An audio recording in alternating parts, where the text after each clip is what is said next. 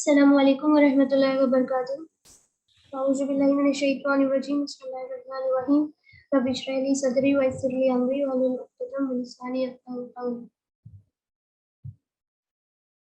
Welcome to the part 2 of linguistic analysis of Surah Humazah. Last time जो हमने discussion किया था that was on the connection between the surah, और उसमें सूरह 99 से 104 जो कि सूरह हुमज़ा है वहाँ तक का हमने कनेक्शन देखा था। और जो थीम निकल के आया था सारी सूरतों का वो था आखिरत। किसी ना किसी तरीके से आखिरत को टच करते हुए चलिए ये सारी सूरत में एक अनब्रेकेबल फ्लो हमें नजर आता है कि किस तरीके से ये एक दूसरे से कनेक्टेड है एक टॉपिक को लेके। अब उतना डेप्थ में न जाते हुए जैसे कि लास्ट टाइम पे किया था, हम इंशाल्लाह बस लास्ट प्रीसीडिंग 2 सूरज का कनेक्शन देखेंगे सूरह हुमज़ा से और उसके बाद आगे प्रोसीड करेंगे। तो उसमें जो सेकेंड लास्ट सूरत थी वो थी सूरह तकासुर, सूरह हुमज़ा से पहले। उसके बाद थी सूरह अल-अस्र और उसके बाद थी सूरह हुमज़ा। एक बार हम इसका रेसिटेशन देख लेते हैं, उसके बाद हम स्टार्ट करेंगे इंशाल्लाह। वैलुल लिकुल्लि हुमज़तिन लुमज़ह अल्लज़ी जमअ मालन वअद्ददह यहसबु अन्ना मालहु अख़लदह कल्ला लयुनबज़न्ना फ़िल हुतमह वमा अदराक मल हुतमह नारुल्लाहिल मूक़दह التي تطلع على الأفئدة إنها عليهم مؤصدة في عمد ممددة। हर गीबत करने वाले ताने देने वाले की खराबी है जो माल जमा करता है और उसको गिन गिन कर रखता है। शायद वो ख्याल करता है कि उसका माल उसकी हमेशा की जिंदगी का मूजिब होगा। हरगिज़ नहीं, वो जरूर हुतमा में झोंक दिया जाएगा। और तुम क्या समझे कि हुतमा क्या है? वो अल्लाह की भड़काई हुई आग है जो दिलों तक जा पहुंचेगी। बेशक वो उसमें बंद कर दिए जाएंगे, यानी आग के लंबे लंबे सुतून।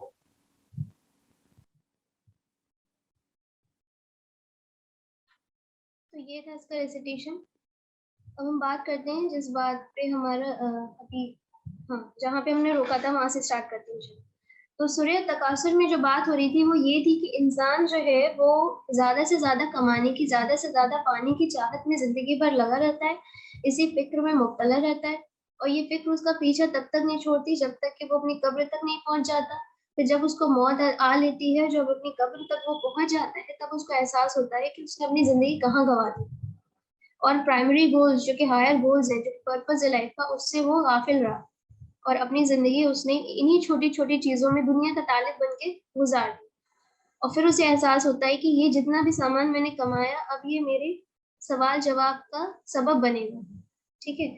अब इसके बाद सूरह अस्र में इसी को कंटिन्यू करते हुए अल्लाह ताला ये बताते हैं कि अब ऐसे इंसान जो इस तरीके से जिंदगी बिताते हैं जैसे कि सूरह तकासुर में बताया, वो जमाना गवा रहा है कि हमेशा से खसारे में रहे हैं। ऐसे लोग हमेशा से खसारे में हैं और हमेशा से खसारे में रहेंगे।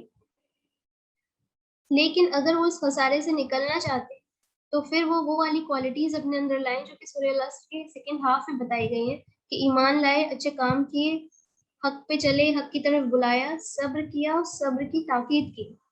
लेकिन फिर भी वो अगर ये क्वालिटीज अपने अंदर नहीं ला रहा और उन्हीं क्वालिटीज पे अपनी जिंदगी स्पेंड कर रहा है जो कि सूरह तकासुर में बताई गई, जिसकी वजह से वो सूरह अल-अस्र में बताए गए लॉस में है, तो ये लॉस फिर और बुरा हो सकता है, बहुत ही ज्यादा वर्स्ट हो सकता है। और सूरह हुमज़ा में फिर इस इंसान के जो कि लॉस में है उसके कॉन्सिक्वेंसेस बताए गए कि अब उसका जब ये जो लॉस है तो उसे वो कहाँ ले जाएगा। तो जैसा कि हमने लास्ट टाइम डिस्कस किया था कि आखिरत को डील करती हुई ये आखिरी सूरत है जुज़े अम्मा में या कुरान के सीक्वेंस में, और ये इस तरीके से आखिरत के सब्जेक्ट को डील करती है कि उससे ये पता चलता है कि जैसे कि ये आखिरत के टॉपिक को कंक्लूड कर रही है। और उसका एक प्रूफ ये है कि जो मैन एंड लॉस दिखाया गया है सूरह अल-अस्र में, सूरह तकासुर के बेसिस पे, तो उसका लॉस, वर्स्ट पॉसिबल लॉस कैसे हो सकता है ये प्रेजेंट किया गया है सूरह हुमज़ा में। हेल फायर का एक्सट्रीम पे जाके डिस्क्रिप्शन देके, और वो वर्ड जो डिपिक्ट कर रहा है इस चीज को, इस डिस्क्रिप्शन को, एक्सट्रीम डिस्क्रिप्शन को, वो है नारुल्लाह। कुरान में जगह जगह पे हेल फायर की बात हुई है, नारो जहन्नम भी यूज हुआ है, ठीक है, जहन्नम की आग, लेकिन यहाँ पे वर्ड यूज हो रहा है नारुल्लाह, मतलब अल्लाह की जलाई हुई आग। तो हमें समझ जाना चाहिए कि ये कितना ज्यादा स्ट्रॉन्ग तरीके से यहाँ पे डराया गया है उन लोगों को, जो कि अभी हमने जैसे कि अभी रेसिटेशन सुना कि गीबत करने वाले, ताना मारने वाले, बात बात माल जमा करने वाले, उसे इकट्ठा करके रखने वाले, जिनका जिनका दिल घबराता है जरा सा माल निकालने में, ठीक है। तो इन लोगों के लिए ये बहुत ये जिस भी इंसान में ये पाई जाती है, तो हमें ये देखना है कि हमारे अंदर तो ये सारी चीजें नहीं, क्योंकि इसका जो कॉन्सिक्वेंस है वो बहुत खतरनाक है, जैसा कि सूरत में बताया गया है। और सूरत में बहुत स्ट्रॉन्ग तरीके से टेरराइज किया गया, वार्न किया गया इंसान को उन गलतियों के खिलाफ जो इंसान के अंदर होती है। अब जैसे कि हमने लास्ट टाइम बताया था कि हम विद इन द सूरह एंटर करेंगे और एक एक आयत लेके उसका एक एक वर्ड का जो एनालिसिस है क्लासिकल स्कॉलर्स की कमेंट्रीज में, उसको गो थ्रू करेंगे इंशाल्लाह। तो हम वो स्टार्ट करते हैं।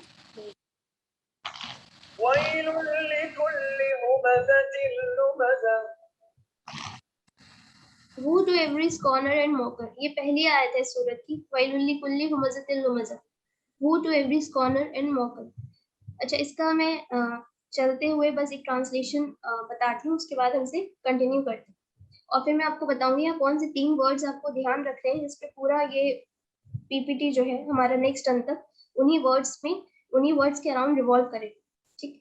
तो who to every scorner and mocker, तबाही है, बर्बादी है, मिसफॉर्च्यून है, कलामिटी है, डीप डिस्ट्रेस है, डीप ग्रीफ है, हर उस शख्स के लिए जो दूसरे को बीनीथ कंसिडरेशन समझकर या वर्थलेस समझकर या किसी भी लायक न समझकर, रिस्पेक्ट के काबिल न समझकर और छोटा समझकर, अपने से छोटा समझकर उसका मजाक उड़ाता है, उसे टीज करता है, उसकी हंसी बनाता है, उसे ताने मारता है या उसकी चुगली करता है, या किसी भी तरीके का इमोशनल पेन पहुंचाता है, या किसी भी तरीके से इमोशनली टॉर्चर करता है, या किसी और तरीके से फ्रस्ट्रेट करता है, अनॉय करता है, परेशान करता है, ठीक है। तो ये था इसका सरसरी तौर पर ट्रांसलेशन। अब जो इसका पहला वर्ड है वाइल लिकुल्ली हुमज़तिल लुमज़ा, ये 27 टाइम्स आया है कुरान में, 10 जिसमें से 10 टाइम्स ये सूरह अल मुरसलात में आया है, जो कि 77 सूरत है कुरान में। इसमें ये मक्की सूरत है जिसमें 50 वर्सेस हैं, और यहाँ पे ये जिस तरीके से यूज हुआ है वो ये है कि वो that day to the deniers, तबाही हो उस दिन झुठलाने वालों पर, और ये 10 टाइम्स रिपीट हुई है यही आयत 50 वर्सेस में, तबाही हो उस दिन झुठलाने वालों पर। अच्छा, अब ये इसका सूरत का हम अब जैसे कि यहाँ पे मैंने दिया हुआ है कि 10 टाइम्स सूरह अल मुरसलात में आया है, फिर उसके बाद दिया हुआ है मुतफ़्फ़िफ़ीन में आया है, फिर अल अहकाफ में आया है, फिर अल क़सस में आया है। तो हम थोड़ा थोड़ा देखते चलेंगे कि अब किस सेंस में यहाँ पे यूज हो रहा है, ठीक है। थोड़ा हम जिस्ट लेंगे कुरान से कि किस तरीके से यूज हो रहा है ये वर्ड कुरान में, कब ये वर्ड यूज होता है, इसका यूसेज क्या है, लिटरेचर में किस तरीके से यूज होता है, क्या डिपिक्ट करता है, क्या रिफ्लेक्ट करता है। उसके बाद हम आएंगे जो कमेंट्रीज हैं स्कॉलर्स की, वो क्या कहते हैं इस वर्ड के बारे में, ठीक है। तो पहला जो इंस्टेंस है, पहला जो एग्जाम्पल है वो सूरह अल मुरसलात है। इसमें ये बात हो रही है कि जो मक्का के लोग थे, जब अल्लाह के रसूल सल्लल्लाहु अलैहि वसल्लम उन्हें डराते थे या धमकाते थे, इसलिए कि वो सही रास्ते पे आ जाए, कयामत की बात कर जब भी उन्हें याद दहानी कराते थे, उन्हें रिमाइंड कराते थे, तो उनकी वो लोग क्या बोलते थे मक्का वाले कि जिस चीज की तुम बात कर रहे हो वो ला के दिखाओ, तब हम जानेंगे या तब हम मानेंगे कि ये सच है। कयामत की जो तुम हमें बातें बताते हो कि कयामत आएगी, लोग उठाए जाएंगे, तो ये तुम हमें दिखाओ करके, तब हम मानेंगे, तब हम तुम पर ईमान लाएंगे, और तब हम ये यकीन करेंगे कि ये बात हक है और ये बात सच है, हम ऐसे तुम्हारी बात नहीं मानेंगे। लेकिन ये कोई प्ले गेम नहीं चल रहा, ये कोई तमाशा नहीं चल रहा, खेल नहीं चल रहा। अल्लाह ने उसके लिए एक टाइम अपॉइंट किया है, एक टाइम है जब क़यामत आएगी, एक वक्त मुकर्रर है। ऐसा नहीं होगा कि इस्लाम मोहताज है इंसानों का कि वो ईमान ले आए, कि जब वो डिमांड करेंगे किसी भी चीज की जो कि गैब है, जो कि हमें बिना देखे ईमान लाना है, जिन चीजों पे वो डिमांड करेंगे कि हमें गैब की चीज दिखाओ तब हम ईमान लाएंगे, तो ये दुनिया ऐसे नहीं चलती। अल्लाह ताला के कुछ उसूल हैं, हमें गैब पे ईमान लाना है, हमें देख के ईमान नहीं लाना, ठीक है। तो उनका ये था डिमांड के गैब की चीज दिखाओ, क़यामत दिखाओ, तब हम ईमान लाएंगे। तो इस चीज पे अल्लाह ताला ने ये बार बार उन लोगों को बहुत सारी बातें, बहुत सारे एविडेंसेस दे के 10 टाइम्स अल्लाह ताला ने बोला है कि तबाही हो झुटलाने वालों पर, उस दिन तबाही हो झुटलाने वालों पर। उन एविडेंसेस में से कुछ एविडेंसेस ये हैं कि पहले अल्लाह ताला उन्हें ये बताते हैं कि क्या तुम ये नहीं देखते कि मैं हवाएं कैसे चलाता हूँ? क्या तुम ये नहीं देखते कि हवाएं बादलों को लेके जाती हैं, जहां मैं चाहता हूँ, जितना मैं चाहता हूँ उतना बरसा देती हैं? क्या तुम लाइटिंग जो होती है वो नहीं देखते? कौन कर रहा है ये सब? बेमकसद हो रहा है, अपने आप हो रहा है, अपने आप ही किसी दिन आसमान का मन करता है वो बरस पड़ता है, अपने आप ही किसी दिन हवा का मन करता है चलने लगती है। ये सब अपने आप नहीं हो रहा। दूसरा अल्लाह ताला उनसे कहते हैं कि क्या तुम ये नहीं देखते कि इंसान का कोई वजूद नहीं था, वो दुनिया में एग्जिस्ट नहीं करता था, एक पानी की छोटी सी बूंद से कहाँ से इंसान बन गया? ये भी अपने आप हो गया। कौन है जो उसे 9 महीने ठहराता है उसकी माँ के वूम में? ये भी अपने आप हो जाता है। कौन है जो इतने खतरनाक रास्ते से उसको निकालता है जहाँ उसका दम घुट सकता था? ये भी अपने आप हो गया। तो कहाँ है तुम्हारी अक्ल? ये तुम्हें समझ नहीं आता कि कौन कर रहा है? फिर उसके बाद अल्लाह ताला ये कहते हैं कि जमीन को हमने ऐसा बनाया कि वो सब कुछ अपने अंदर समेटे हुए है, चाहे कि वो जिंदा हो चाहे मुर्दा हो। मतलब जमीन ऐसी है कि हम उसके ऊपर खड़े हैं तो किसी फोर्स के तहत ही तो खड़े हुए हैं। क्या हम उस पर खड़े होते हैं तो हम उड़ जाते हैं? क्या उस पर खड़े होते हैं तो हम कहीं गिर जाते हैं? नहीं गिरते। ठीक है। और उसके अंदर जितनी भी डेड बॉडीज हैं आज तक, जब से दुनिया स्टार्ट हुई है और कयामत तक, क्या वो डेड बॉडीज कहीं चली गई निकल के? जमीन अपने अंदर सब कुछ समेटे हुए। तो जब ये सब कुछ करना, पहाड़ों को जमीन में जमाना, ये सब कुछ करना जिस जात के लिए आसान है, क्या उस जात के लिए कयामत लाना आसान नहीं है? कयामत लाना क्या मुश्किल है उस जात के लिए? तो अल्लाह ताला ने इस सेंस में यूज किया है वहां पे कि तबाही है उन लोगों पे जो झुटलाते हैं उस दिन को। ठीक है। सेकंड ये है कि ये सूरह मुतफ्फिफीन में यूज हुआ है 2 टाइम्स, जो कि 83rd सूरह है कुरान की। और वहां पे ये भी मक्की सूरह है और इसमें 36 वर्सेस है। और जो आयत इसमें है वो है वो to those who give less than due वैलुल मुतफ्फिफीन।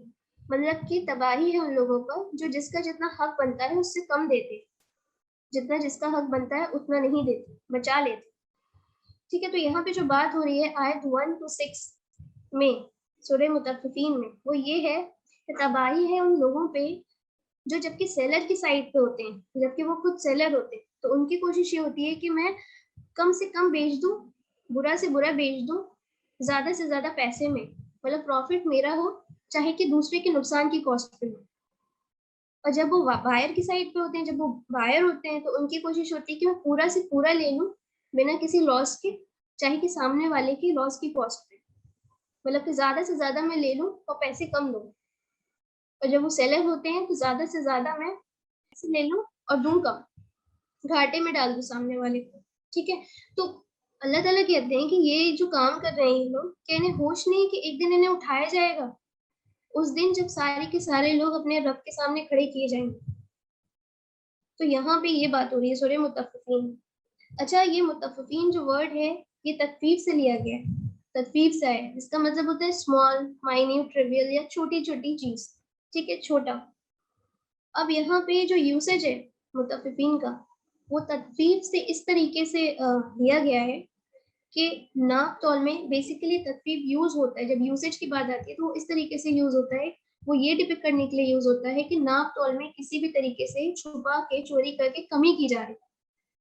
ठीक है। और अपना फायदा करा जा रहा है, दूसरे को नुकसान पहुंचाया जा रहा है, और बायर को पता नहीं चल रहा है कि किस तरीके से उसे चीट किया जा रहा है, उसके साथ फ्रॉड किया जा रहा है। ठीक है।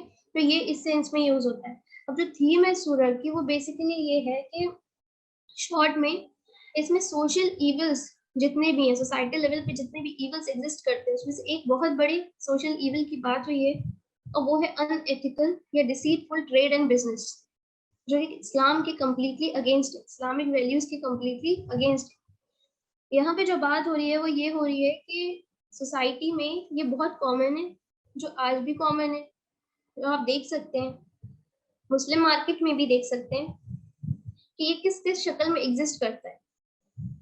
और ये सबसे बड़ी बुराई है, इसका कोई भी इनकार नहीं कर सकता, कोई भी डिनाई नहीं कर सकता कि हाँ ये बुराई है। ऐसा करना, फ्रॉड करना, चीट करना और ये सारी चीजें करके फिर बिजनेस प्रैक्टिस करना इलीगल, ये गलत है, इससे कोई भी इनकार नहीं कर सकता है ना, सब अग्री करें। ठीक। तो ये अब बहुत सारी फॉर्म्स में हो सकता है। वो ऐसे भी हो सकता है कि हम होल्ड करके इन्फ्लेशनरी प्रेशर क्रिएट कर रहे हैं इकोनॉमी में, मतलब हमने कोई भी चीज होल्ड कर दी और फिर ये कह दिया कि डिमांड बहुत, जिस चीज की डिमांड ज्यादा आई हमने उसे होल्ड कर दिया, है ना, रोक दिया, एक्यूमुलेट कर लिया, और सोसाइटी में हमने ये बता दिया और बुक्स में भी हमने ये पढ़ा दिया और खुशी खुशी सब इसे मान रहे हैं, इकोनॉमिक्स के सब्जेक्ट में पढ़ा देते हैं कि जो डिमांड है वो ज्यादा है, सप्लाई कम है, सप्लाई मैच नहीं कर पा रही डिमांड को, लिहाजा हमने प्राइस बढ़ा दिया। ठीक है, तो एक तरीके का हमने इन्फ्लेशन पैदा कर दिया, महंगाई पैदा कर दी। ठीक है, प्राइस बढ़ा के होर्डिंग करके हमने महंगाई पैदा कर दी। ठीक है, अब ये पुअर को भी फेस करना पड़ रहा है। ऐसा नहीं कि सिर्फ जिनके पास पैसे हैं वो ही मार्केट जाते हैं, जो लोग गरीब है जिनके पास ज्यादा पैसे नहीं वो भी मार्केट से ही चीजें लेते हैं, तो वो इफेक्ट हो रहे हैं। तो अल्लाह ताला ने इस चीज को बहुत गलत ठहराया। दूसरा ये इस शक्ल में भी हो सकता है कि हम किसी बिजनेस प्रैक्टिस को मोनोपलाइज करते, मतलब कि बहुत सारे लोग जो बिजनेस कर सकते हैं, फ्री मार्केट हो सकता है, वो ना करके एक बिजनेस कोई एक इंसान अपने कंट्रोल में ले ले और कोई और उस बिजनेस को ना कर पाए। ठीक है, तो ये दोनों ही चीजें फोरबिडन है इस्लाम में, स्ट्रिक्टली प्रोहिबिटेड है इस्लाम में। तो यहाँ पे इन सोशल इविल्स को बताया गया है। और उसके बाद ये कि अगर हम इस पर गौर करें तो ये क्यों हो रहा है, ये इसीलिए हो रहा है ऐसा, जो ये जो बिहेवियर है ये ऑब्वियस कॉन्सिक्वेंस है इस चीज का कि हम सवाल जवाब होने वाला है आखिरत में, इस चीज को भुला बैठे हैं। इंसान ऐसी चीज में तभी मुब्तला हो सकता है, ऐसे सिन में वो इंसान तभी पढ़ सकता है, ऐसी हरकत इंसान तभी कर सकता है, चीट इंसान किसी और को तभी कर सकता है, किसी के साथ धोखा तभी कर सकता है जब वो आमादा ना हो इस बात पे कि मुझे आखिरत में एक दिन अल्लाह के सामने खड़ा होना है और जो भी कुछ मैं करके आया हूँ मुझे उसको जवाब देना है। और जो भी बिजनेस प्रैक्टिस इस तरीके से की जाती, जो भी बिजनेस प्रैक्टिस चीटिंग पे या फ्रॉड पे या धोखे पे बेस्ड होती है, रिसेप्शन पे बेस्ड होती है, तो ऐसे जो पैसा कमाता है इंसान, ऐसा जो मनी होता है जो अर्न करता है इंसान, उसकी जो ब्लेसिंग होती है वो खत्म हो जाती है, उस पैसे में कोई बरकत नहीं रहती। ये इंसान को करने से पहले सोचना चाहिए। और हमें अपनी लाइफ में भी ये ध्यान देना चाहिए कि जो रोजमर्रा की हमारी लाइफ है, डे टू डे रूटीन, उसमें भी कहीं हम किसी लेवल पे इस चीज में तो मुब्तला नहीं है कि जब हमें कोई फेवर चाहिए या हमें कोई चीज चाहिए या हमें किसी से कोई हेल्प चाहिए तो हम पूरी उम्मीद करते हैं कि हमें मिलनी चाहिए, हम उसके हक रखते हैं। लेकिन जब हमारी हेल्प की कोई उम्मीद करता है, एक्सपेक्ट करता है हमसे, तब हम नहीं होते वहां, क्योंकि हम मशक्कत नहीं उठाना चाहते। ठीक है, तो हमें भी देखना है कि कहीं किसी न किसी लेवल पे हमारे अंदर तो नहीं है। दूसरा दूसरा पॉइंट यहाँ पे ये कि शुएब अलैहिस्सलाम की जो कौम थी वो इसी प्रॉब्लम, इसी बुराई का शिकार थी, इसी चीज में मुब्तला थी कि वो नाप तौल में बिगाड़ करते थे। और शुएब अलैहिस्सलाम के इतनी बार रिमाइंड कराने के बाद भी वो लोग नहीं माने, जिसकी वजह से उस कौम पे अजाब आ गया। तो यहाँ से एक पॉइंट ये भी लेने वाला है कि पुरानी जितनी भी कौमें थी वो एक एक गुनाह की वजह से उन पे अजाब आया, एक बहुत बड़ा एक गुनाह जिसमें वो मुब्तला थी, एक एक, बहुत सारे नहीं, एक एक गुनाह, ठीक है, जिसकी वजह से उन पर अजाब आया।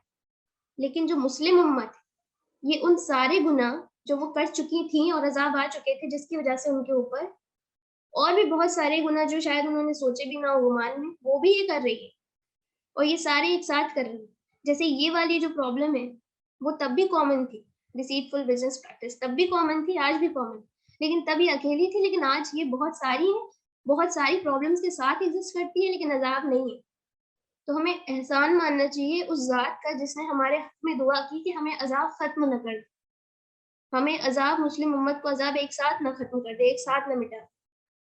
और वो ज़ात अल्लाह के रसूल सल्लल्लाहु अलैहि वसल्लम है, हमें उनका, हमारे ऊपर उनसे ज़्यादा किसी इंसान का एहसान नहीं, तो हमें उनका एहसान सिर्फ वर्ड्स में नहीं, हमें ये एहसान का एहसास होना चाहिए, एक्नॉलेजमेंट होना चाहिए इस बात का कि ये कितना बड़ा एहसान है कि हम क्या-क्या कर रहे हैं और क्या-क्या नहीं कर रहे हैं, क्या-क्या नहीं है जो हमने कर डाला, क्या-क्या नहीं, हमने सब कुछ कर डाला, फिर भी हम आराम से बैठे और भूले बैठे हैं और गफलत में बैठे हैं। तो हमें इस गफलत से बाहर निकलना है, दूसरों को भी निकालना। फिर उसके बाद जो नेक्स्ट है वो सूरह अल-अहकाफ है, जहाँ पे यूज़ हुआ है वाइल वर्ड, और वो यूज़ हुआ है 17th वर्स में, और ये भी मक्कन सूरत है और 35 वर्सेस है इसमें। 17th वर्स में वैलक आमीन करके ये यूज़ हुआ है वर्ड। और यहाँ पे बेसिकली हो ये रहा है कि दो तरीके के कैरेक्टर जो कि अरब में एग्जिस्ट करते थे, एक अच्छा कैरेक्टर, एक बुरा कैरेक्टर, ठीक है? दोनों को प्रेजेंट किया गया है एक एनालॉगी के थ्रू, और उन दोनों में कम्युनिकेशन दिखाया गया है। मतलब एक माँ बाप है जो अल्लाह को और आखिरत को मानते हैं, वो अपने बेटे से बात कर रहे हैं कि आखिरत में तुम्हें उठाया जाएगा, लिहाजा तुम गलत काम मत करो, ईमान ले आओ, अच्छे रास्ते पे चलो, ठीक है, तुमसे पूछो, ठीक है। तो बेटा ये बोलता है उनका कि ये सब पिछलों की बातें, ये सब कहानियां और किस्से, जो मर गए वो उनको उठा दिया गया क्या? कहाँ है वो उठा दिए गए थे? ऐसा कुछ भी होने नहीं वाला, कोई किसी को नहीं उठाया, ठीक है। तो माँ बाप तंग आके उसको समझा समझा के वो मानने को तैयार नहीं बेटा, तो माँ बाप तंग आके बोलते वही लका आमीन, तबाही हो तुम।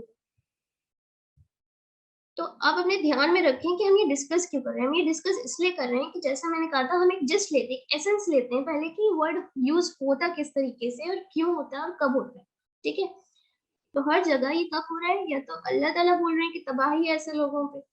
दूसरा अल काफ में कब हुआ कि वो माँ बाप बहुत परेशान, बहुत ज्यादा फ्रस्ट्रेटेड है अपने बेटे से, तब बोल रहे हैं, ठीक है।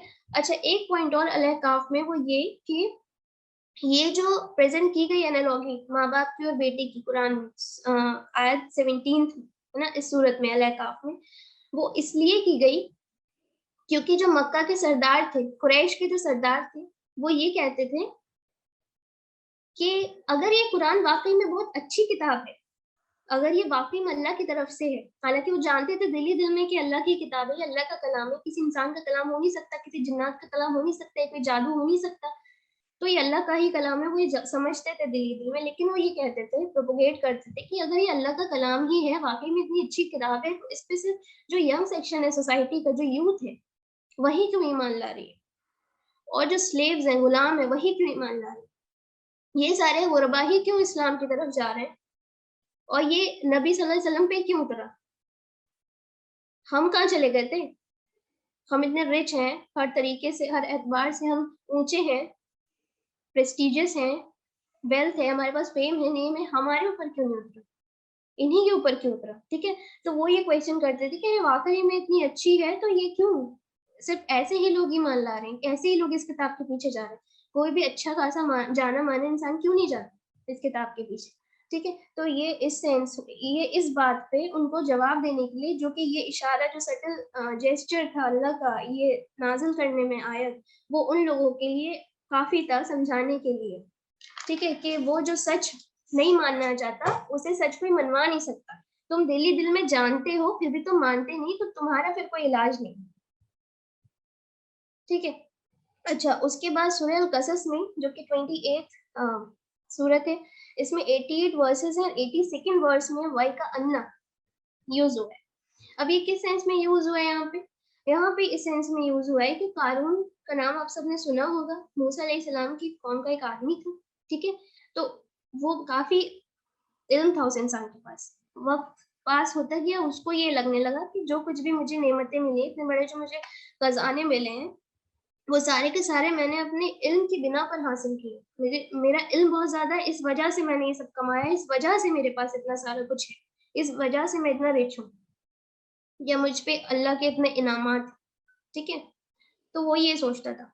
दुनिया के जो तालिब थे, जो दुनिया कमाने कमाने की चाहत रखते हैं लोग, उस वक्त उसे देख के ये ख्वाहिश करते थे कि काश हमारे पास भी इतना ही पैसा होता जितना कारून के पास है, हमारे पास भी इतनी प्रॉपर्टी होती, इतना सब कुछ होता, इतना अच्छा बैलेंस होता जैसे कि कारून के पास है।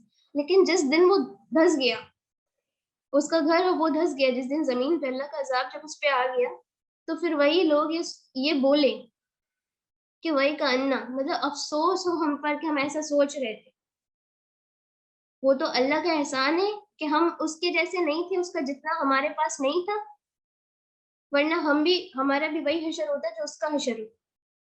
तो यहाँ भी क्या दिख रहा है, ये अफसोस कर रहे हैं, ठीक। इतना क्लियर हो गया। बाकी अब टाइम की कमी की वजह से मैं ज्यादा डिटेल में ना जाके, फिर ये एक टाइम सूरह अल बकरा में भी यूज हुआ है।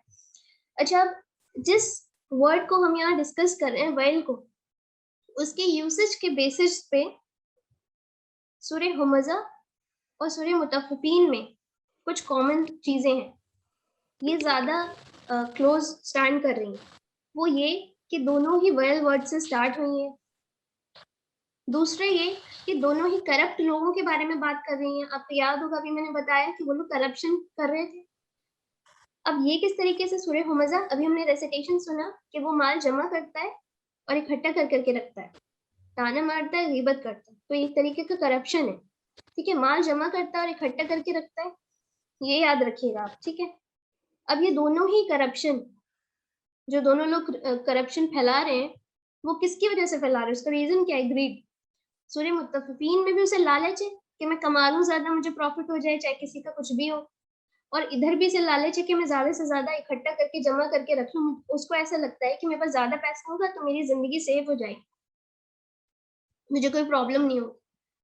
तो ये था वो एग्जाम्पल जो हमने ऑलरेडी डिस्कस कर लिया कि जब वो कस्टमर की साइड पे होता है, मतलब 15 में जैसा कि बताया गया इंसान, तो उसकी कोशिश होती है मैं ज्यादा से ज्यादा ले लूं और कम पैसे दे दूं, और सेलर की साइड पे होता है तो उसकी कोशिश होती है मैं कम से कम बेच दूं और ज्यादा से ज्यादा पैसे ले लूं। और वैसे ही सूरह हुमज़ा में उसकी कोशिश ये रहती है कि मैं ज्यादा से ज्यादा पैसे इकट्ठा करके बचा के जमा करके अपने पास रखूं। अब इसका जो ओरिजिन है वॉइल वर्ड का, वो वय है, ये ओरिजिनली वॉइल नहीं है, ये वय है, लेकिन ये लाम के साथ इतना ज्यादा यूज हुआ है कि ये वॉइल बोले जाने लगा है। अब इसका रेटरिकल मीनिंग क्या है? रेटरिकल मीनिंग से मेरी मुराद कि ये किस तरीके की फीलिंग या किस तरीके का थॉट एक्सप्रेस कर रहा है या कन्वे कर रहा है। तो अभी तक हमें जितना भी हमने गो थ्रू किया सूरत के एग्जाम्पल लेके, तो हमें समझ में आ गया होगा कि हम वॉइल कब यूज करते हैं, वॉइल कब यूज होता है जब कोई इंसान एक्सट्रीमली सैड है या अपसेट है या फ्रस्ट्रेटेड है किसी और पे, तब वो वॉइल यूज करता है। जैसे वॉइल का आमीन हमने डिस्कस कर लिया कि किस तरीके से माँ बाप समझा रहे थे और बच्चा नहीं मान रहा था, तो उन्होंने क्या बोला? तबाही हो तुम पर, वॉइल का आमीन। दूसरा एक और एग्जाम्पल है वैली हसरी। वैली हसरी वो वाला वैल होता है, मतलब ये वो नुकसान होता है जो, ये वो पछतावा होता है जो इसका कुछ हम अंडू नहीं कर सकते, जिस ऑल्टर नहीं कर सकते, चेंज नहीं कर सकते, वापस उस स्टेट में नहीं जा सकते, जिसकी वजह से अब हम उस स्टेज में आ गए जिसमें हम पछता रहे हैं। जैसे कि फॉर एग्जाम्पल आखिरत में जब इंसान जाएगा, जब ऐसे लोग आखिरत में जाएंगे, तो जाहिरन तो नुकसान ही नजर आ रहा है ना। तो जब ऐसे लोग आखिरत में जाएंगे तो तब उन्हें पछतावा होगा कि हम ये क्या करके आए, और ये अल्लाह से मांगेंगे कि काश हमें जमीन में दोबारा भेज दिया जाता तो हम सब कुछ सही करके आते, हम ऐसे नहीं करते जैसा कि हम करके आए। तो तब इनसे कहा जाएगा अब कोई फायदा नहीं, गैब पे ईमान लाना था, गैब पे ईमान ला के सब कुछ करना था, अब जो तुम कर आए अब उसका काटोगे। ठीक है, तो इसे वैली हसरी बोलते हैं कि इररिवोकेबल रिग्रेट, ऐसा पछतावा जिसको हम रिपेयर नहीं कर सकते। अब ये जो वाइल वर्ड है, अब हम ये देखते हैं कि जो क्लासिकल स्कॉलर्स की हम बात कर रहे थे, उसमें से महमूद अल अलूसी, जो कि एक बहुत बड़े इराकी इस्लामिक स्कॉलर हैं, इनकी तफसीर कुरान पे रूहुल मानी में ये बताते हैं कि जो वाइल वर्ड है वो यूज कब होता है। वो ये बेसिकली ये कहते हैं कि किसी भी ऑप्रेस्ड की, किसी भी मजलूम की फीलिंग ऑप्रेसर के लिए वाइल है। While is used for someone who feel helpless and has been anguished by anyone who has oppressed them or insulted them in any way. Oppressed person's feeling is vile against the oppressed. मतलब अगर किसी ने किसी के ऊपर जुल्म किया है, अगर किसी ने किसी को बहुत ज्यादा परेशान किया है किसी भी तरीके से, जो कि हमने ट्रांसलेशन अभी किया था आयत का, तो हमने तरीके देखे थे कि किस तरीके से इंसान परेशान कर सकता है दूसरे को, या किसी ने इंसल्ट किया या ऑप्रेस किया या हर्ट किया, तो वो जो ऑप्रेस्ड है, वो जो मजलूम इंसान है, वो बदला नहीं ले सकता। अगर वो दिल ही दिल में बहुत परेशान है, उसे हर्ट हुआ है, तो उसकी जो फीलिंग निकलती है उस इंसान के लिए जिसने उसके ऊपर जुल्म किया है, ऑप्रेसर के लिए, उसको वैल कहते हैं महमूद अल अलूसी के अकॉर्डिंग। लेकिन यहाँ पे गौर करने वाली बात यह है कि यहाँ पे वो इंसान क्योंकि कुछ नहीं कर पा रहा, कुछ नहीं कह पा रहा, तो यहाँ पे अल्लाह कर्ज कर रहा है, नॉट द ह्यूमन। यहाँ पे अल्लाह ऐसे लोगों के बिहाफ पे बोल रहा है वैल। और ये कितनी खतरनाक बात है कि जो इंसान खुद नहीं कर पा रहा, किसी वजह से, अगर वो पावर में नहीं है या कमजोर है या वो नहीं बोल सकता, या उसे इस तरीके से परेशान किया गया है कि उसे वो बोल, मतलब सरकास्टिकली अगर उसे परेशान किया गया है, खुले आम नहीं, इनडायरेक्टली बोल के अगर परेशान किया, सरकाजम छोड़ा है, ताना मारा है, हंस के ताना मारा है, ठीक है, तो वो नहीं बोल सकता कुछ। ठीक है, तो वो जो हर्ट हुआ है उसको वो अल्लाह अल अलीम है, वो जानता है, उस इंसान के आंसू जानते हैं जिसको इंसल्ट किया गया, उस इंसान का दिल जानता है। और ये भी एक तरीके का जुल्म है। और हमें कोशिश करनी है कि हम इससे बचे रहें, क्योंकि ये एक बहुत बड़ा जुल्म है। और अल्लाह के रसूल सल्लल्लाहु अलैहि वसल्लम का ये कहना है कि जब भी कोई इंसान बद्दुआ देता है, जब भी कोई मजलूम बद्दुआ देता है, जब भी कोई मजलूम के दिल से बद्दुआ निकलती है जुल्म करने वाले के लिए, तो उस दुआ और अल्लाह के बीच में कोई रुकावट नहीं होती, और वो दुआ अल्लाह की तरफ ऐसे उठती है जैसे आग, जलती हुई तेज आग की लपटें। तो हमें हमें ये कोशिश करनी है कि हमें देखना है कि कहीं न कहीं हम इसी तरीके के किसी प्रॉब्लम में तो नहीं फँसे हुए हैं, किसी बीमारी में तो नहीं मुब्तला हैं, कहीं हमें ग़ीबत करने की आदत तो नहीं, कहीं हम किसी को देख के कानाफूसी तो नहीं करते हैं। और ये बहुत सारी चीज़ें हैं जो सोसाइटी में एग्ज़िस्ट करती हैं। हमें कोई पसंद नहीं है, तो हम उसे परेशान करने के लिए बस देखा उसे दूसरी तरफ देख के हँस दिए किसी और की तरफ, ये भी बहुत होता है। ये भी बहुत होता है कि बस मुँह बना लिया, दूसरे का दिल सूखा जा रहा है, दम सूखा जा रहा है कि क्या होगा, मैंने ऐसा क्या कर दिया, मुँह बनाए घूम रहे, मैंने तो कुछ कहा ही नहीं। इसमें बहुत सारी चीज़ें होती हैं, किसी ने खाना बनाया सही से, आप तारीफ़ ही नहीं कर रहे, वो पूछे जा रहा है, आप बता ही नहीं रहे। उसका बेचारे का हालत ख़राब है कि मैंने ऐसा क्या बना दिया। ऐसे बहुत सारी चीज़ें हैं, और ये ज़्यादातर हमें फीमेल्स में मिलती हैं। तो हमें ये कोशिश करनी है कि कहीं ये हमारी तरफ तो नहीं है, हमने हमारे अंदर तो नहीं है, हमने ग़ीबत कर दी। अब वो अगर किसी तरीके से दूसरे को पता चलती है तो उसको कितना हर्ट होगा, हम ये नहीं सोचते। अल्लाह के रसूल सल्लल्लाहु अलैहि वसल्लम के पास एक आदमी आया, उसने किसी और के बारे में कुछ बोलना शुरू कर दिया। अल्लाह के रसूल सल्लल्लाहु अलैहि वसल्लम ने फ़ौरन उसे मना किया कि तुम मुझे मेरे भाई के बारे में कुछ मत बोलो उल्टा-सीधा, कि जब मैं उसे नेक्स्ट टाइम देखूँगा तो मैं उस लेंस से देखाऊँगा जो तुमने मुझे अभी दिया, उसकी बुराई कर। तो हम ये नहीं देखते कि हम किस तरीके से बैठे-बैठे एयर कंडीशन कमरे में या आराम से किसी की किस तरीके से कितनी सारी बुराइयाँ कर जाते हैं, और दूसरे का परसेप्शन इन्फ्लुएंस कर चुके होते हैं उस इंसान के बारे में। तो ये सारी चीज़ें हमें अपने अंदर टटोलने की ज़रूरत है, और ये भी कि हम कभी भी कुछ सुने, तो ये ना हो कि फ़ौरन हमारे दूसरे पे नज़र चली जाए कि हाँ, वो करता है ऐसा, या उसने मेरे साथ ऐसा किया। हमें क्या करना है, अपने अंदर झाँकना है, हमें अपना इंट्रोस्पेक्शन करना है कि हम करते हैं या नहीं? हमने किस-किस के साथ ऐसा किया है? मान लीजिए मैंने किसी की बुराई की और मैं बड़ा बैठ के बड़ी खुश हूँ कि फूल रही हूँ कि उसको क्या पता। अभी कहीं लेकिन अगर उसे पता चले और अल्लाह ना करे उसे हर्ट हो बहुत ज़्यादा, मैंने कोई ऐसी बात बोली हो कि उसे बहुत ज़्यादा हर्ट हो, तो उसके दिल से क्या कोई फीलिंग नहीं निकलेगी? और अगर वो फीलिंग होगी तो वो क्या होगी, आप सब समझते हैं। तो हमें ये कोशिश करनी है कि हमें ऐसा मुसलमान बनना है जैसे कि अल्लाह के रसूल सल्लल्लाहु अलैहि वसल्लम ने बनाया है, बताया है कि जिसके हाथ से और जिसकी ज़बान से दूसरा मुसलमान सेफ हो। अब हम आते हैं अपने दूसरे वर्ड पे। अब मैंने आपको बोला था कि 3 वर्ड हैं जो आपको याद रखने हैं। पहला कौन-सा था? वैल, दूसरा कौन-सा था? हुमज़ा, और थर्ड था लुमज़ा, ठीक है? अब जो रूट वर्ड है हुमज़ा का वो है हमज़ा, जिसका मतलब होता है पोक करना किसी को शार्प ऑब्जेक्ट से, पोक करते रहना किसी को शार्प ऑब्जेक्ट से, ठीक है? وقل رب أعوذ بك من همزات الشياطين इसका रेफरेंस हमें मिलता है अल-मुमिनून 97 आयत, and say my lord I seek refuge in you from the incitements of the devils. अब ये आया कहाँ से? और कहो मेरे रब मैं तुझसे पनाह चाहता हूँ शैतान के वसवसों से। ठीक है? अब यहाँ पे ये जो हमज़ा है, ठीक है? उसको शैतान से क्यों एसोसिएट किया? ये जो पोक करना है शार्प ऑब्जेक्ट से, इसे शैतान से क्यों एसोसिएट किया? शैतान के वसवसों से क्यों एसोसिएट किया? क्योंकि जो वसवसे होते हैं वो बाय डेफिनिशन ऐसा नहीं होता कि एक रात पहले अपना होमवर्क करता है शैतान कि कल मुझे ये सारे पॉइंट्स इसके कान में बोल देने हैं सुबह उठते ही इस इंसान के, और पूरा दिन फिर वो अमल कर लेगा मेरे पॉइंट्स पे, और बहक जाएगा। ऐसा नहीं होता है। वो क्या करता है, वो स्टार्ट होता है सुबह बोलना, नहीं माना इंसान, चला गया। फिर आता है, देखा नहीं माना, फिर बोला, फिर चला गया। फिर आया बोला, फिर चला गया, फिर आया बोला, फिर चला गया।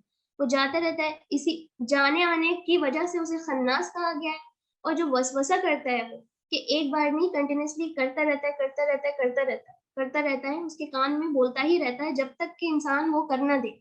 और वसवसा जो चीज़ होती है, वो ऐसी होती है कि किसी इंसान को फ़ील नहीं हो सकता कि मेरे दिल पे कोई वसवसा कर रहा है, कोई और ये बात कह रहा है। वो ये उसको ये लगेगा कि मैं ये बात सोच रहा हूँ। उसके ज़हन-ओ-गुमान में भी नहीं आ सकता कि शैतान मुझसे ऐसा कुछ कह रहा है। ठीक है, तो वसवसे हमारा नफ्स भी हमें करता है, हमारी गलत ख्वाहिशात भी हमें करती हैं, हमारे गलत पर्पसेस, हमारा गलत वर्ल्ड व्यू भी हमें वसवसे करता है, और शैतान भी हमें वसवसे करता है। और शैतान जो वसवसे करता है वो हमें पोक करता ही रहता है, करते ही रहता है, करते ही रहता है, बिना हार माने करते ही रहता है। इंसान को एक बार में बहकाना मुश्किल है, इसलिए वो हार नहीं मानता और कंटिन्यूअसली जब तक वो उसके ट्रैप में गिर न जाए वो पोक करता ही रहता है। इसलिए यहाँ पे हमज़ा को शैतान के वसवसों से एसोसिएट किया गया। अब इमाम फखरुद्दीन अल राज़ी ये भी क्लासिकल स्कॉलर है और ये पर्शियन इस्लामिक स्कॉलर है और ये पायनियर रहे हैं इंडक्टिव लॉजिक और इनका बहुत सारी फील्ड्स में काम है। ही वाज अ पॉलीमैथ, इनका ओंटोलॉजी में काम है, इनका कॉस्मोलॉजी में काम है, इनका एस्ट्रोनॉमी में काम है, इनका हिस्ट्री में काम है, इनका मेडिसिन में काम है, इनका केमिस्ट्री में काम है, इनका फिजिक्स में काम है, इनका बहुत सारी चीजों में काम है।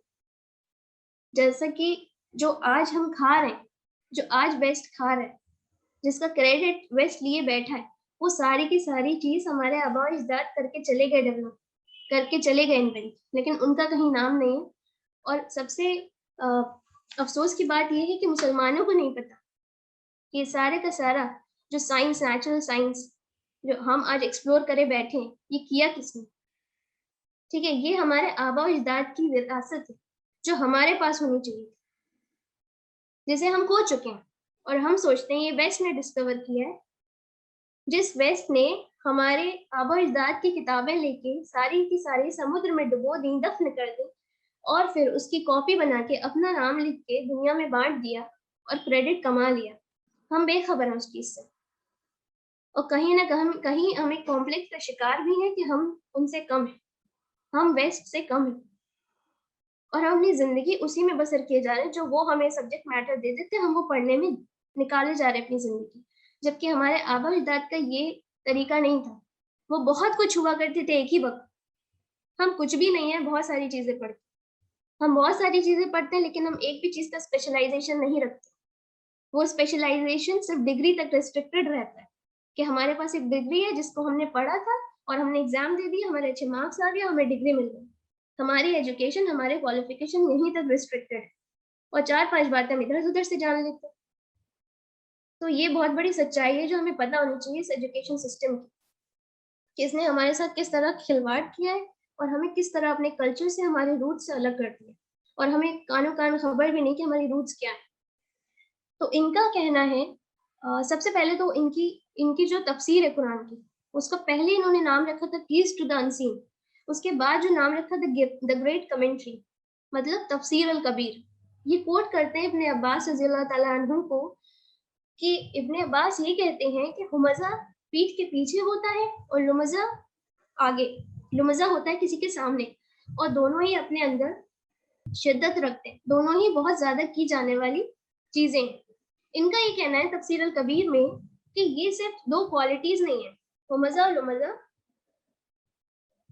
सिर्फ दो क्वालिटीज नहीं है, ना कि सिर्फ दो तरीके के लोग हैं, बल्कि हुमज़ा और लुमज़ा अपने अंदर बहुत सारी तरीके की क्वालिटीज, बहुत सारे तरीके की कैरेक्टरिस्टिक्स, बहुत सारे तरीके के बिहेवियर्स और बहुत सारे तरीके के लोग कंप्राइज करता है, जिसकी मुफस्सिरून ने अच्छी खासी लंबी लिस्ट बनाई है।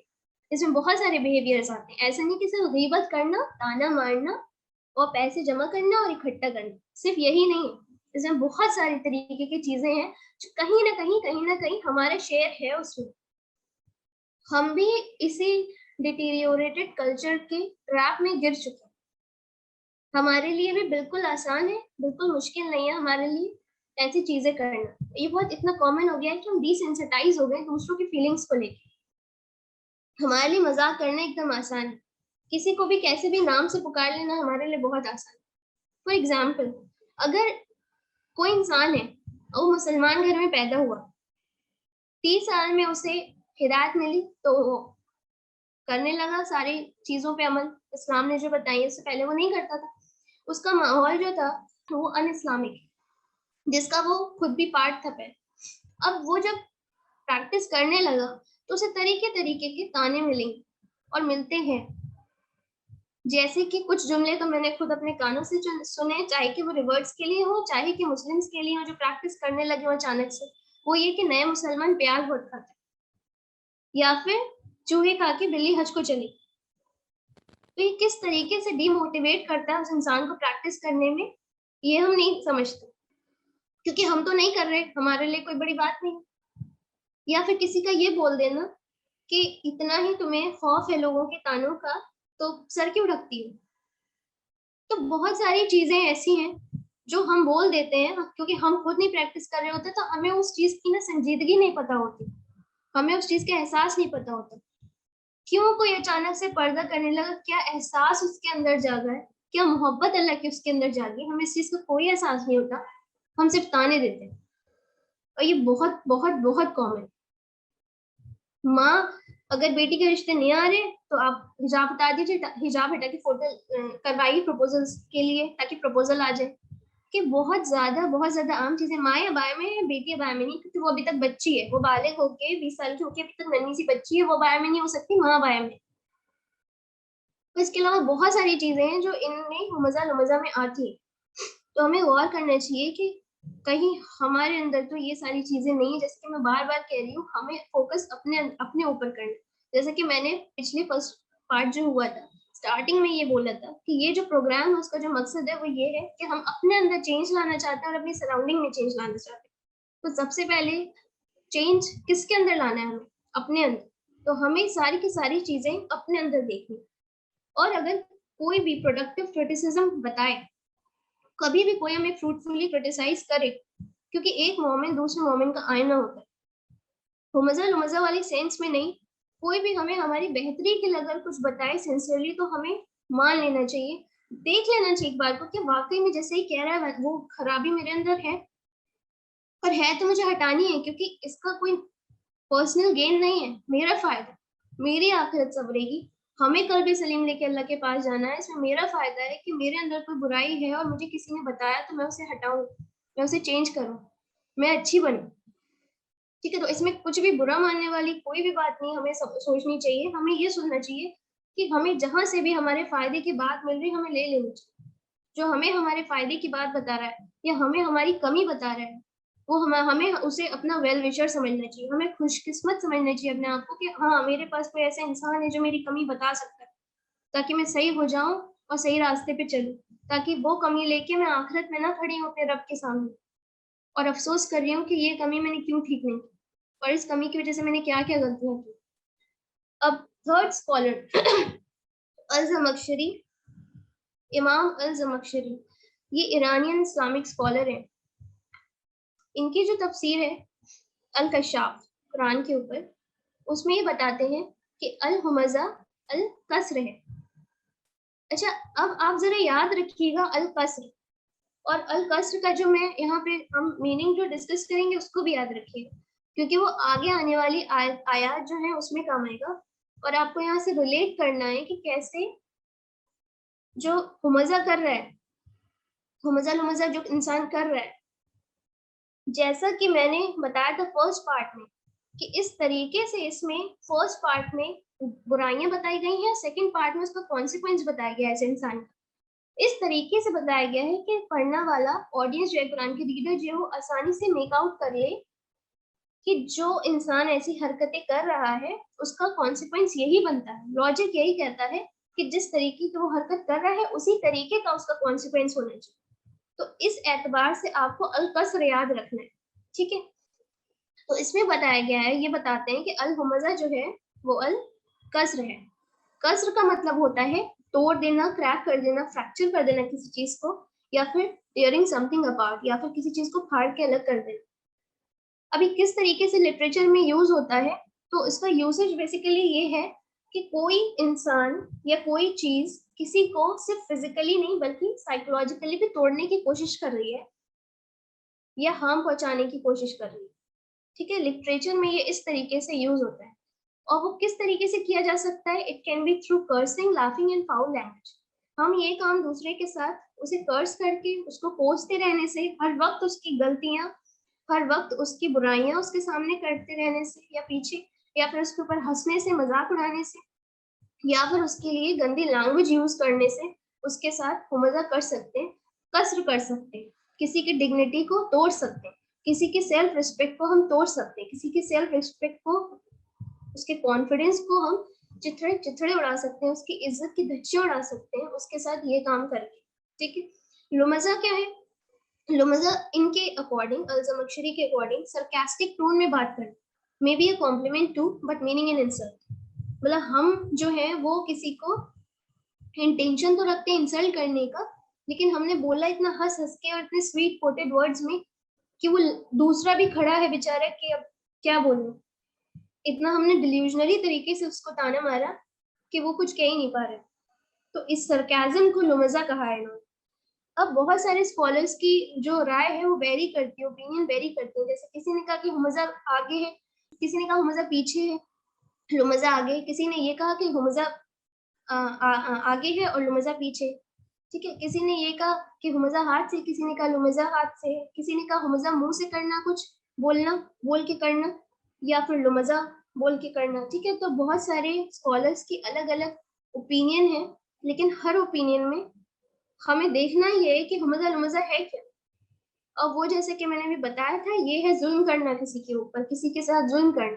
और हमें ये याद रहना चाहिए, जैसे कि मैंने अभी कहा था, कि हमें एक ऑप्रेस्ड की मजलूम की दुआ से बाखबर रहना चाहिए कि कहीं हमने किसी के साथ जो किया है वो उसकी बददुआ अल्लाह तक ना पहुंचे हमारे खिलाफ और हमें कटघरे में खड़ा कर दे अल्लाह, और हमारे लिए फिर वो वैल बोले, जैसे कि इस सूरत में बोला गया। तो हमें इस चीज पर ध्यान देना। उसके बाद अभी इस तरीके का बिहेवियर होता क्यों? इंसान इस तरीके के बिहेवियर में क्यों मुब्तला हो जाता है? अच्छा, पर्सनैलिटी क्या होती है? पहले हम ये देखते हैं। पर्सनैलिटी बेसिकली क्या होती है कि एक वो मतलब सेम तरीके के रिस्पॉन्सेज जो over a period of time हम देते आए हैं किसी चीज पे। जैसे कि एक एक इंसान है जिसको बहुत हंसी आती है, बहुत मजाक का शौकीन, उसको होश नहीं है वो किस बात पे मजाक करना है, किस बात पे नहीं करना है, उसको हर बात पे मजाक करना है। अब किसी को बुरा लग रहा है, किसी को अच्छा लग रहा है, उसको मजाक करना है, उसको मतलब नहीं है कि क्या लग रहा है किसी को। ठीक है, तो अब वो बहुत सालों से अपनी जिंदगी में मजाक ही करता आया है। कभी किसी ने उसको कुछ बोला नहीं, बोला तो उसके ऊपर कोई असर नहीं पड़ा, उसकी पर्सनैलिटी ही बन गई कि दूसरों का मजाक उड़ाना है, और वो डिसेंसिटाइज हो गया कि दूसरे को कैसे लगे, उसको बस मजाक उड़ाने से मतलब है। ऐसी बहुत सारी चीजें, किसी को बोलने की कुछ ज्यादा ही आदत होती है, वो सोचता नहीं है बोलते वक्त, बहुत ज्यादा बोलने की आदत होती है। अब वो सोच नहीं रहा बोलते वक्त तो वो कुछ भी बोल रहा है, और ऐसा हो नहीं सकता कि अपनी बातें इतनी सारी हों कि बोले जा रहे हैं और अपनी ही बातें चल रही, लिहाजा फिर दूसरों पे बात आए, फिर वो दूसरों की बातें करे। तो ये भी एक पर्सनैलिटी है किसी इंसान की कि वो बार बार बार बार उसको बस बोलना है, उसको बोलना है, उसको बोलते रहना, उसको कुछ मतलब रिफ्लेक्शन नहीं करना कि मैं क्या बोल रहा हूँ, ये जो वर्ड मैं बोल रहा हूँ ये रिकॉर्ड हो रहे हैं, कंधे पे जो मेरे फरिश्ते बैठे हैं वो रिकॉर्ड कर रहे हैं, और ये मुझे किसी दिन कटघरे में ना खड़ा कर दे ऊपर ले जाके, और ये जो मैं बोल रहा हूँ उससे किस किस के दिल के चिथड़े उड़ रहे हैं, है ना। तो कुछ लोगों का ये पर्सनैलिटी होती है कि उन्हें बोलना है बस। So it becomes a personality trait when they have nothing better to think about in their life, no better preoccupation, no higher purpose. ये पर्सनालिटी ट्रेट मतलब हुमजा और लुमजा करना, इंसान का पर्सनालिटी ट्रेट तब बन जाता है जब उसकी जिंदगी में, उसके जहन में, उसके दिमाग पे कोई भी हायर पर्पस नहीं होता, उसको कोई भी हायर प्री ऑक्यूपेशन नहीं होता, जहाँ पे वो अपने दिमाग को किसी नेक काम में बिजी कर ले। और वो करता क्या रहता है? नॉवेल्स पढ़ रहे हैं बिना मकसद के, जिनका कोई मकसद नहीं है, जिनसे कुछ हमें मिल नहीं रहा, वो नॉवेल्स पढ़ रहे हैं, गॉसिपिंग कर रहे हैं, या फिर टीवी देख रहे हैं। अब टीवी में जो न्यूज आ रही है, मान लीजिए अब कोई कहे कि भाई हम तो न्यूज देखते हैं, सिर्फ अच्छी चीजें देखते हैं, न्यूज आ रही है जो, और न्यूज़पेपर में जो न्यूज आ रही है या सोशल मीडिया पे जो न्यूज आ रही है, उस पर भी इंशाल्लाह किसी दिन तफसील से बात होगी कि वो न्यूज में कितनी सच्चाई है, वो हमारा टाइम चुरा रही है, हमारा माइंड स्पॉइल कर रही है, या वाकई में हमें अवेयर बना। ठीक है, तो उस पर इंशाल्लाह तफसील में बात होगी कभी। दूसरा व्हाट्सएप, फेसबुक या कोई और सोशल मीडिया का प्लेटफॉर्म, इंस्टाग्राम, बस हमें स्क्रॉल करना है, करते रहना है। तस्बीह नहीं है रातों की नींद से पहले, सूरह मुल्क नहीं है रातों की नींद से पहले, हाथ में मोबाइल है जिसपे सोशल मीडिया की साइट्स है, और बस हम स्क्रॉल किए जा रहे हैं, अपने निज़ाम को खराब किए जा रहे हैं। ठीक है, तो ये सारी चीजें जो हमने हायर पर्पस से दूर करती हैं हमें अपने, और दूसरा कि हमें इतना ज्यादा बिजी रखती हैं कि हमें उनका होश नहीं रहता। अल्हाकुम का जो हमने मीनिंग पढ़ा था कि अल्हाकुम लहू वर्ड से डिराइव हुआ था, जिसका मतलब है यूजलेस चीजें जो कि हमें हमारे अंदर ये टेंडेंसी डेवलप कर देती है कि जो हायर पर्पस है, हायर गोल्स है, उनसे हम बेखबर हो जाए, गाफिल हो जाए। तो ये सारी लघु चीजें, और गाने सुनना भी बहुत कॉमन है मुस्लिम्स में। तो हमें ये अपनी बीमारियां ना चुन चुन के निकालनी है, कहीं हम तो इसमें नहीं पड़े हुए। बार बार मैं यही कह रही हूँ कि कहीं हम तो इसमें नहीं पड़े हुए, और अगर हम पड़े हुए हैं तो हमें इनसे बचना है। हम कुछ ऐसी चीजें पढ़ें जो हमारे कैरेक्टर को डेवलप करें, हमारे अल्लाह जैसा जो काम आने वाली चीजें हम वो पढ़े ना। हमें जाके जिस हम अपने क्वेश्चन पेपर, जैसे जो हमारा क्वेश्चन पेपर है, हम उसके लिए तैयारी करें ना। हम किस क्वेश्चन पेपर के लिए तैयारी कर रहे हैं? जो सिस्टम ने दिया हमें। हम किस क्वेश्चन पेपर के लिए तैयारी कर रहे हैं, और हमें करनी किस क्वेश्चन पेपर के लिए? हम कौन से पर्पस लेके बैठे हैं दिमाग में, जो सिस्टम ने हमें दिए? हम कौन से ऑब्जेक्टिव्स लिए हुए हैं अपने दिमाग में, जो सिस्टम ने दिए हैं या जो इस दीन ने दिए? क्योंकि हमारी कोशिशें अलग है, हमारा जिधर जाना है हमें, जो रास्ता है हमारा जिधर जाना है हमें, और जो हमारी डेस्टिनी है वो अलग है, और हमारी कोशिशें अलग है। और जो सूरह अल अस्र है, इससे पहले जो सूरत है सूरह हुमज़ा से, वो यही बताती है कि हमें अपना जो माइंड है वो प्राइमरी कंसर्न्स में लगाना चाहिए। जब ये कंसर्न हमारे दिमाग से ओझल, हमारा दिमाग इनसे ओझल हो जाता है, जब इनसे गाफिल हो जाते हैं। क्या कंसर्न थी? ईमान लाए, अच्छे काम किए। अच्छे काम बहुत सारे हो सकते हैं, कोई इसमें लिमिटेशन नहीं है कि अच्छा काम सिर्फ 1 या 2 या 3। अच्छे काम बहुत तरीके के हो सकते हैं। हमारे पास ज्यादा पैसा है तो हम जरूरत से ज्यादा जिसको सरप्लस है वो किसी तरीके से सोसाइटी में कंट्रीब्यूट करें, किसी तरीके से सोसाइटल डेवलपमेंट में लगाए। सिर्फ ऐसा नहीं है कि एक गरीब को 5 रुपए दे देना या गरीब को 100 रुपए दे देना, डिपेंडिंग अपॉन योर इनकम ही नहीं की है। जो सोसाइटी में जो हम एटलीस्ट अपनी सोसाइटल लेवल पे जो हमारा जो कम्युनिटी है, उसके जितने भी एनिमल्स हैं जिनको ना पानी नसीब है, ना इनको खाना नसीब है, कम से कम अगर हमारे पास पैसा है तो हम उनकी जिम्मेदारी तो ले सकते हैं। या सिर्फ इंसान को, सिर्फ भूखे इंसान को खिलाना नहीं की है, भूखे जानवर को खिलाना नहीं की नहीं है। हम उसको क्यों मखलूक नहीं समझते अल्लाह की? तो बहुत सारी चीजें अगर हम ध्यान दें तो नेकी के लिए हमारे सामने बिल्कुल इन न्यूमरस चीजें, इन न्यूमरस प्रपोजल्स हैं जहाँ पे हम इन्वेस्ट कर सकते हैं। अगर हमारे पास पैसे नहीं है तो हम अपनी कोई और सलाहियत लगाएं सोसाइटल डेवलपमेंट के लिए। तो हमारे अंदर कौन सी क्वालिटीज होनी चाहिए? हमारी प्राइमरी कंसर्न्स वो होनी चाहिए जो सूरह अल अस्र में बताई है। ईमान लाए, अच्छे काम किए, हक के पे चले और हक की तरफ बुलाया, सब्र किया, सब्र की ताकीद की। अपने ऑब्जेक्टिव्स को हम जरा अपने इस्लामिक वर्ल्ड व्यू से फिल्टर करें, इस्लामिक वर्ल्ड व्यू के लेंस से एक बार दोबारा रिविजिट करें कि क्या जो हमारे पर्पस है, क्या जो हमारे ऑब्जेक्टिव्स है लाइफ के, वो अलाइंड है हमारे इस्लामिक प्रिंसिपल से, वो अलाइंड है उस रास्ते से जिस पे हमें वाकई में चलना चाहिए और जहां हमें जाना है, वो अलाइंड है उस डेस्टिनेशन से, क्या वो अलाइंड है उस क्रिएटर से जिसने हमें बनाया और जिस चीज के लिए बनाया। तो ये कुछ बहुत बड़ी चीजें हैं, कुछ बहुत बड़े इश्यूज हैं। ये सुनने में 2-3 लाइन है कि हमें देखना है कि हम क्या कर रहे हैं, या हमें देखना है कि बुराई हमारे अंदर तो नहीं है। सुनने में बहुत आसान चीज है, लेकिन ये बहुत बहुत बहुत बहुत ज्यादा हसास और बहुत ज्यादा संजीदा, बहुत ज्यादा सीरियस इश्यूज है जिन्हें हमें एड्रेस करना पड़ेगा हमारी मौत से पहले, जिन्हें हमें हमारी कब्र से पहले हमें अपना ध्यान उधर ले जाना पड़ेगा ताकि हम अत्तकासुर वाले अंजाम पे ना जाए। एक दिल में या तो अल्लाह रहेगा या दुनिया रहेगी। अगर एक दिल में अल्लाह आएगा तो दुनिया जाएगी, अगर एक दिल में दुनिया आएगी तो अल्लाह वहां नहीं रहेगा, क्योंकि एक म्यान में 2 तलवारें कभी नहीं रह सकती। तो ये फैसला हमारा है कि हमारे म्यान में कौन सी तलवार रहेगी, अल्लाह की या दुनिया की? हमारे दिल में क्या रहेगा? दुनिया की फिक्र, दुनिया की मोहब्बत, दुनिया का तालिब बनना है हमें, या अल्लाह की फिक्र, अल्लाह की मोहब्बत, या अल्लाह की रजा का तालिब बनना है हमें?